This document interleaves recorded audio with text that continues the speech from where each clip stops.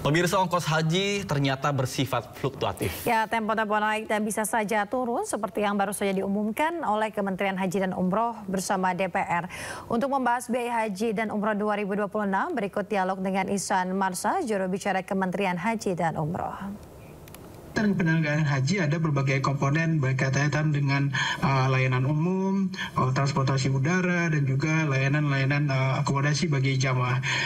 Prinsipnya berkaitan dengan komponen ini kami mencoba melakukan penataan ulang sistem supaya lebih rasional dan transparan, Mas Davi. Baik, artinya yang penurunan ini, Mas, ditanggung oleh pemerintah dalam subsidi atau memang biaya operasionalnya ada yang dikurangi? Tentu tidak ada pengurangan dalam biaya operasional, dan ini juga dalam konteks tadi kami mencoba menata ulang ya, Mas. Tadi kalau kami sampaikan ini bukan hanya menurunkan angka tapi juga menata ulang sistem pembayaran penyelenggaraan haji yang tadi kami sebut lebih transparan dan nasional. Jadi kami melihat pos-pos mana yang sekiranya masih bisa ditekan dan juga bisa dinegosiasikan. Inilah yang tadi kami coba bersama DPR tentunya dalam berkaitan dalam menekan ataupun menurunkan biaya haji atau BP, Mas. Oke. Artinya ada penyesuaian ya yang dilakukan. Nah, kemudian juga rencananya kan akan membangun kampung haji di Mekah. Nah, apakah ini juga nantinya akan berpengaruh terhadap biaya haji yang ditanggung oleh jemaah nantinya, Mas? Betul, Mas. Tentu ini berangkat dari tadi bagaimana prinsip-prinsip yang dihadirkan oleh Kementerian Haji dan Umroh yang berangkat dari amanat Presiden Republik Indonesia Prabowo Subianto agar menghadirkan penyelenggaraan ibadah haji yang efisien, aman dan nyaman bagi jamaah, dan tentu tidak memberatkan bagi jamaah kita. Salah satu instrumen yang dihadirkan oleh Presiden selain dengan ikhtiar yang terus menekan bagaimana menekan biaya haji, juga berkaitan tadi dengan bicara tentang kampung haji. Kalau kita bicara tentang kampung haji, kami Presiden meyakini ini adalah salah satu instrumen dalam peningkatan kualitas bagi jamaah haji dan juga menekan biaya bagi jamaah kita. Karena memang kalau saat ini tentu kita menggunakan skema-skema kontrak berkaitan dengan berbagai akomodasi di Tanah Suci. Nah, sekiranya nanti ada kampung haji, tentu itu dengan kepemilikan dari kita Indonesia, tentu akan ada penghitungan-penghitungan dan juga bagaimana melakukan efisiensi berkaitan dengan pembiayaan nanti di sana. Dan kami yakini seperti halnya diyakini oleh Pak Presiden Prabowo Subianto, ini tentu akan memberikan kemudahan, juga memberikan peningkatan pelayanan di samping menekan ongkos. Sementara ada ongkos yang turun dan juga ada ongkos yang naik.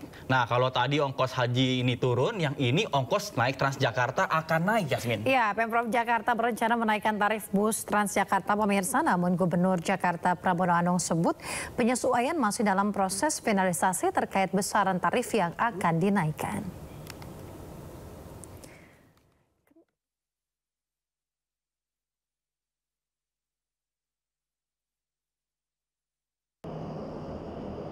Pemprov DKI Jakarta berencana menaikkan tarif bus Transjakarta.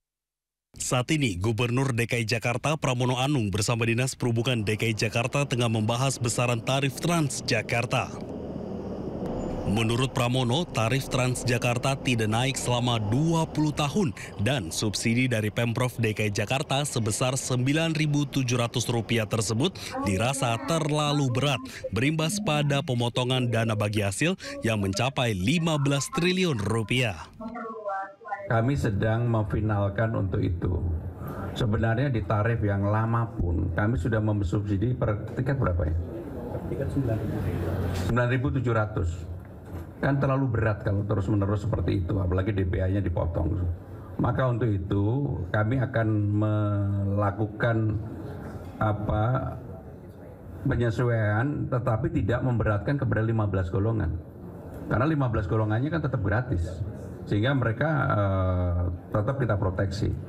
Maka dengan hal-hal seperti itulah saya mengambil keputusan, dan saya juga mendengar rata-rata mereka mengusulkan, yang mengusulkan di media saya itu antara 5.000 sampai 7.000 rata-rata. Meski demikian, Pramono memastikan kenaikan tarif Transjakarta tersebut tidak akan memberatkan 15 golongan yang gratis menikmati layanan. Dari Jakarta, Tim Liputan iNews melaporkan. Pemirsa, Pemprov Jakarta mengapresiasi berbagai inisiatif yang memperluas pemeriksaan mata dan juga pembagian kacamata gratis. Ya, hal ini dilakukan sebagai upaya menjaga kesehatan mata anak sekolah sejak dini. Pemirsa, Rapat Kerja Nasional Industri Optik di Jakarta menjadi momentum penguatan kolaborasi antara Pemprov dan juga pelaku usaha untuk meningkatkan layanan kesehatan mata bagi masyarakat. Seiring program nasional kesehatan mata, Gubernur Jakarta Pramono Anung secara simbolis menyerahkan kacamata gratis kepada siswa sekolah dasar sebagai dukungan deteksi dini gangguan penglihatan sejak usia muda. Kegiatan juga dirangkai dengan pameran industri optik yang menampilkan beragam produk dan juga teknologi pemeriksaan mata terkini sebagai wujud kemajuan sektor kesehatan dan inovasi di Jakarta.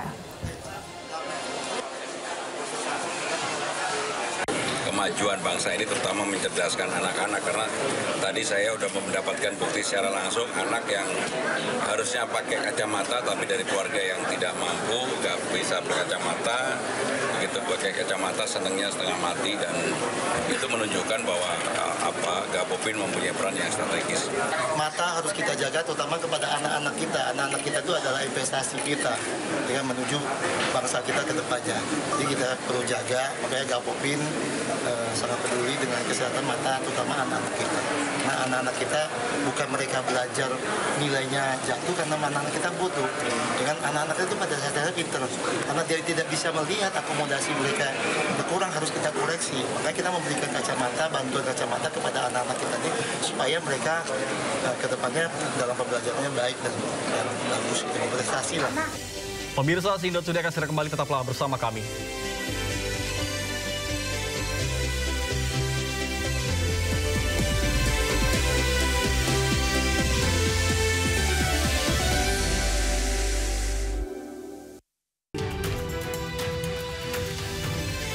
Pemirsa, jangan kemana-mana, Sindot akan segera kembali usai jeda berikut ini.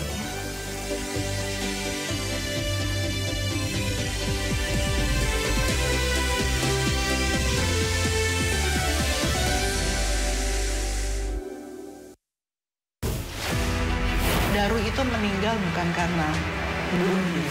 Ternyata banyak SPPG baru itu ingin mengejar jumlah pelayanan yang besar. Mereka mampu meyakinkan terima manfaat, kita stop sementara. Ini kalau trafficking itu selalu ada kaitannya dengan aparat investigasi dengan tuntas. Itu ya dilacak semuanya lah. Jangan lewatkan One on One. Senin pukul 8:30 malam di Sindo News TV. Ragam peristiwa terjadi di banyak tempat. Menelantarkan bayi berusia 3 bulan. Ditemukan narkoba di dalam rumah. Menabrak tiang pipa milik perusahaan minyak dan gas asing. Mengabarkan secara update dan faktual. Warga pun ramai-ramai berjibaku mengevakuasi mobil. Harus menyeberangi sungai Cikaso. Yang menampilkan sejumlah alat yang rusak. Setelah nekat meracik obat. Sindo Files, setiap Senin